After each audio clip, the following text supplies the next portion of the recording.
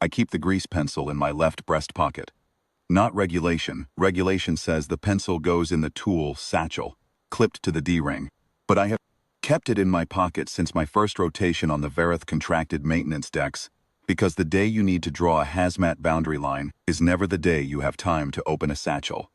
That pencil, black waxy barrel, 6 centimeters of usable tip left when it mattered, is the reason I am still here to tell this. The biofilm came in on a vel'shan survey pod. That is the official finding, anyway. The vel'shan disputed, which is exactly what you would expect from a species that classifies its own biological contaminants as proprietary survey data. What I know is that at 0714 on the 14th day of the third maintenance rotation, the environmental sensor on Subdeck 7 flagged an unclassified organic presence, and by the time I pulled up the visual feed on my wrist panel, the thing was already moving. It did not look dangerous. That is worth saying plainly, because the inquiry panel later kept asking me to describe my emotional state at first contact, and the honest answer is that I felt mild professional annoyance. The way you feel when a coolant line weeps, and you have 4 other items on the board.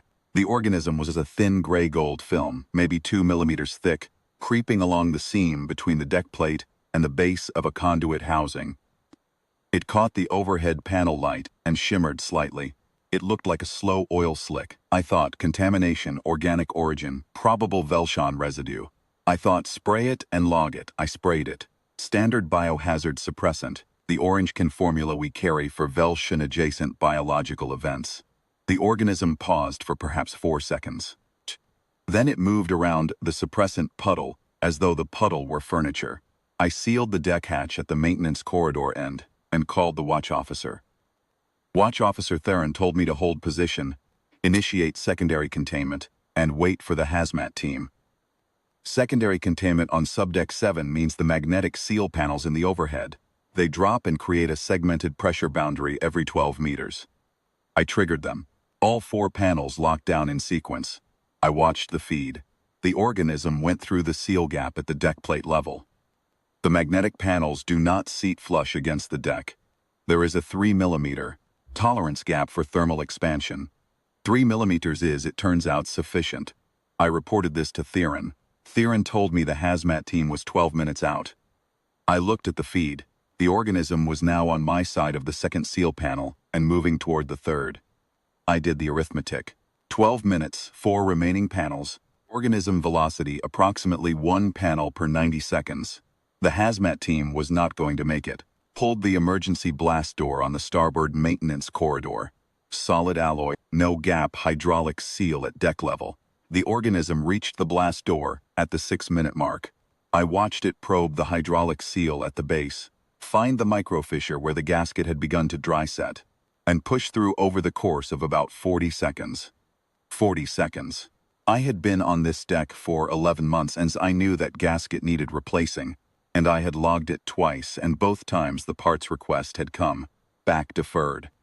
I want to be precise about the next hour, because the inquiry panel's written summary describes it as the maintenance technician attempted multiple standard containment procedures before improvising a successful barrier.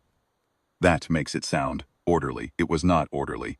I moved through every tool in my kit the way you do when you already know none of them will work, and you are buying time to think.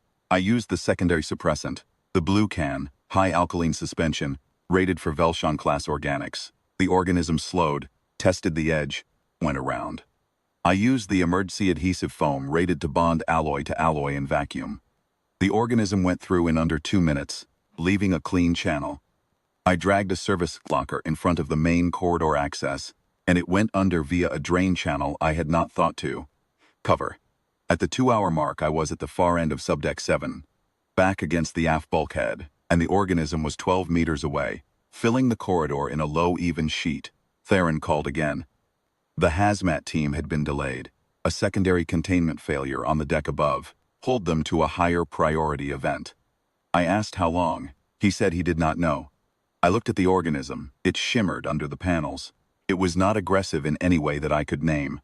It did not rush. It did not alter its pace or form in response to my presence. It moved the way water moves, not toward me specifically, not away from anything, simply forward, filling space, following whatever gradient it followed. I stood there for a while. I am not sure how long. I remember noticing the way the overhead panels made the gold in the film catch and release light as it moved, like something breathing.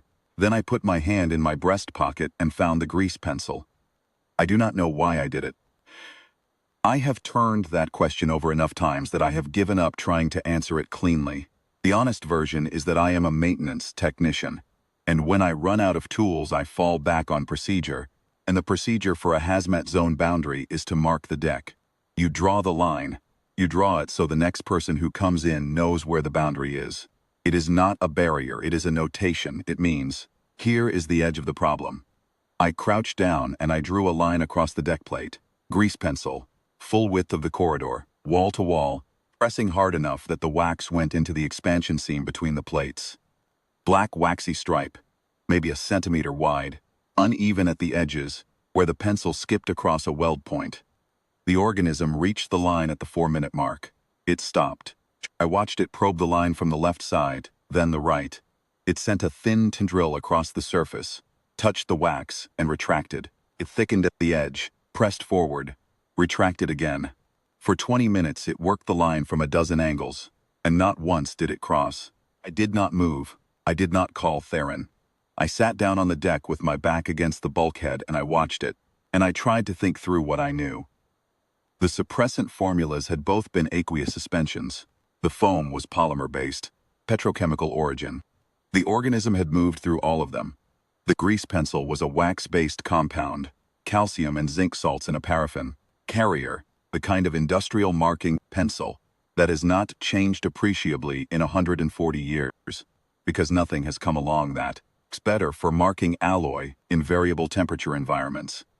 The organism, whatever its chemistry, had never encountered that specific combination, or it had, and the combination was simply incompatible with whatever process it used to test and a surface. I did not know which. I still do not know which.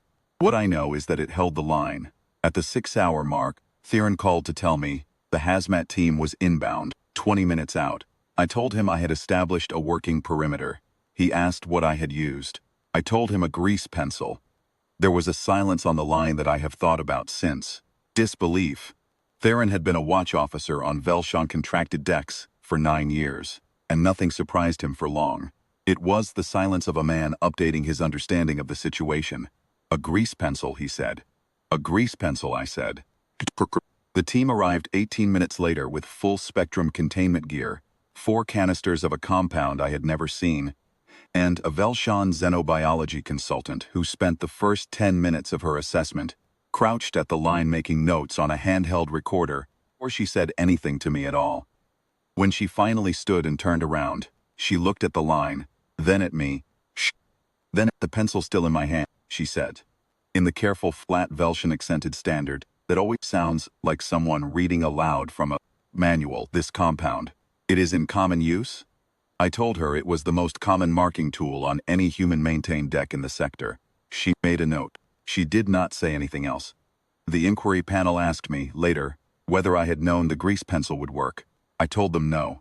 They asked whether I had had any scientific basis for trying it. I told them no. They asked what, then, had led me to use it. I told them I had run out of everything else, and I had put my hand in my pocket, and that is where the pencil was. The organism is still on subdeck 7, behind a proper containment array now, being studied. The vel'shan consultant has requested copies of the material safety data sheet for the pencil compound. I received the request through official channels 3 weeks after the incident, routed through 4 separate administrative offices. The form asked me to confirm the compound was not classified. I confirmed it. I also sent her a spare pencil, unused, from the maintenance depot supply. I do not know whether it arrived or what she made of it. The one I used that day is still in my breast pocket. I am not entirely sure why I have not put it back in the satchel where it belongs.